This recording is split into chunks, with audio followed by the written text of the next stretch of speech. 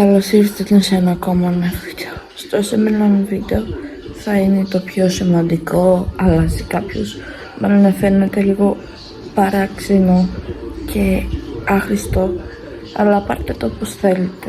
Τώρα έχει περίπου 1,5 μήνα πριν ανοίξουν τα σχολεία και νομίζω ότι ήρθε καιρός να βελτιώσεις και να γίνεις καλύτερο στο σχολείο, ώστε να σταματήσουν οι οριές και οι απειλές και το bullying στο σχολείο. Μπορεί κάποια μαθήματα να σου φαίνονται περίπλοκα, αλλά μπορεί να το βαριέσαι. Ή και μέσα στο σχολείο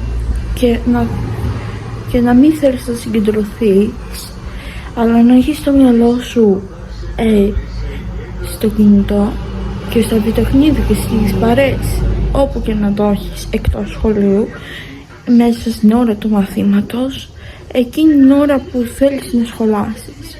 Σου προτείνω ένα πράγμα. Όλοι έχουν κολλήσει από το κινητό από το καλοκαίρι που ήταν όλοι μέσα, όλη την ώρα μέσα.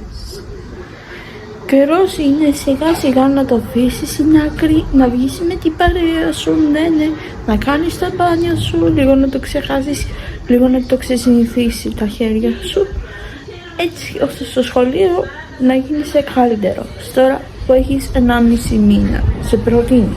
Και έτσι να παίρνεις 20. Μπορεί να μην παίρνεις 20, να παίρνεις πιο καλύτερο από αυτό που έχεις πριν. Ή αργότερα να αλλάξεις γνώμη και να θέλεις να γίνεις καλύτερος, αλλά να μην μπορείς, να έχεις συνηθίσει και να μην μπορείς να το αφήσεις στην άκρη. Ο μόνος τρόπος είναι από τώρα σιγά σιγά.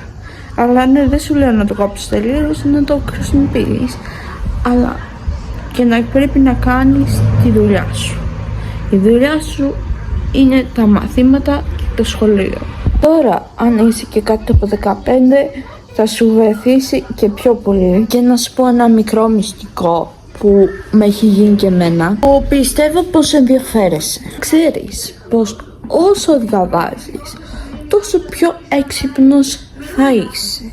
Πέρα από αυτό θα ξέρεις και πιο ωραίες γνώσεις και πιο ωραίες εμπειρίες και μάλιστα και θα είσαι και πιο ωραίος άνθρωπος και πιο καλός, πιο σωστός. Ναι, όλοι θα σε αγαπάνε και θα σε ζηλεύουνε. Μετά με το καιρό σιγά σιγά θα έρχουν και όλα τα καλά που θέλεις. Εντάξει, μη φανταστείς και όλα.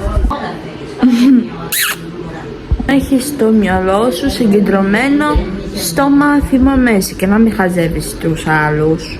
Πετάς χαρτάκια, πετάς με το διπλανό σου, έχεις πίσω από την κορτίνα το ηχείο, κλείς το μάθημα στη δασκάλας. Καλό, αυτή η χρονιά θέλω να είναι ωραία.